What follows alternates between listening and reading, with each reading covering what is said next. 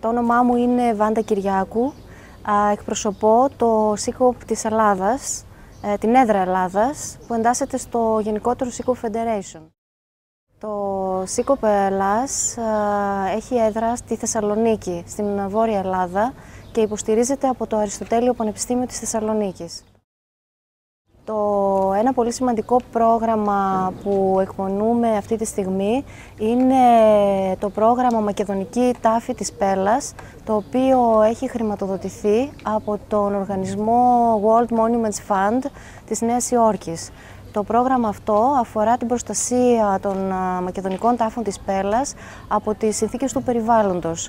Έχει γίνει πρόταση από το SICOP Ελλάς, η οποία κατατέθηκε και υποβλήθηκε στο WMF, και οι μακεδονικοί τάφοι εντάχθηκαν στη λίστα των 100 μνημείων που απειλούνται σε όλο τον κόσμο και χρηματοδοτήθηκε από το ίδιο πρόγραμμα.